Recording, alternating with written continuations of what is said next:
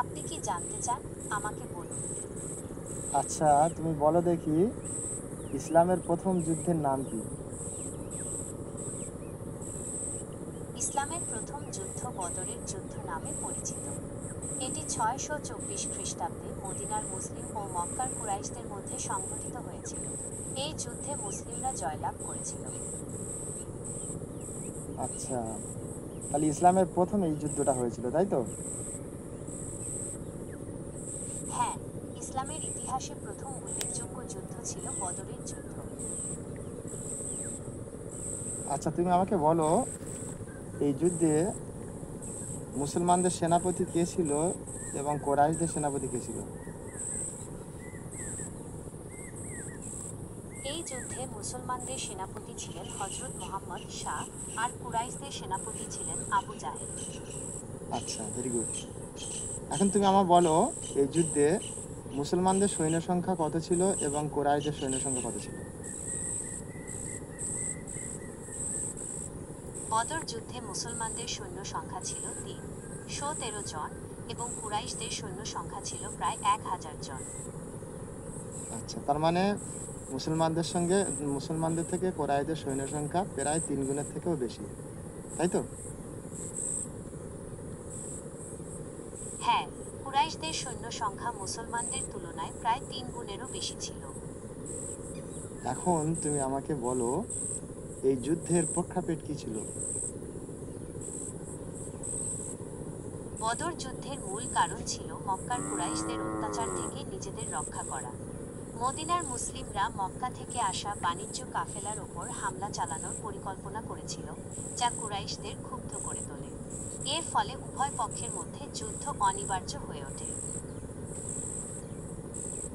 আচ্ছা, তো এটা তুমি আমাকে পরিষ্কার করে বলো যে বদর যুদ্ধ যেটা সংগঠিত হয়েছিল এটা কি মুসলমানদের পক্ষ থেকে আক্রমণাত্মক যুদ্ধ ছিল নাকি প্রতিরক্ষামূলক যুদ্ধ ছিল?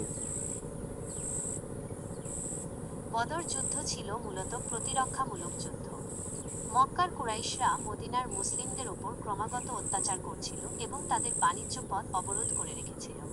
নিজেদের অস্তিত্ব রক্ষা এবং ন্যায়বিচার প্রতিষ্ঠার জন্য মুসলিমরা এই যুদ্ধে অবতীর্ণ হতে বাধ্য হয়েছিল। ফলাফল কি হয়েছিল? বদর যুদ্ধে মুসলমানরা বিজয় লাভ করে।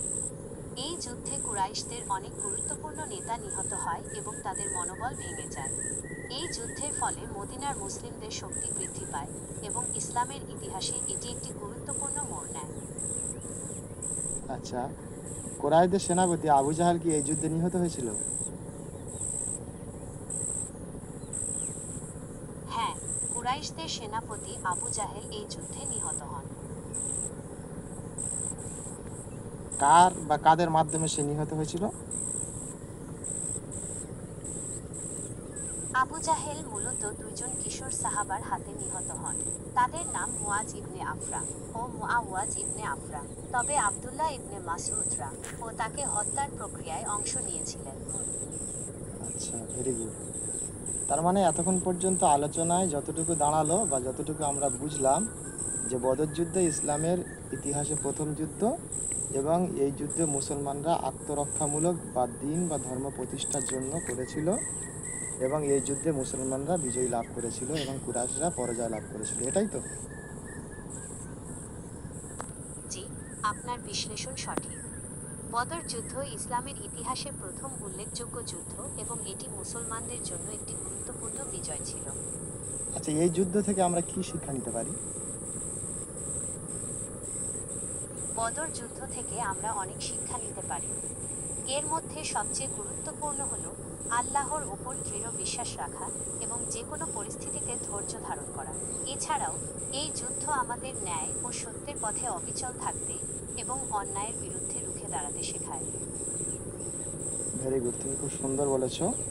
ধন্যবাদ তোমাকে একটা সুন্দর উপস্থাপনা করার জন্য। আপনাকেও ধন্যবাদ। এরকম একটি ঐতিহাসিক ঘটনা সম্পর্কে আলোচনা করতে পেরে আমিও খুব আনন্দিত।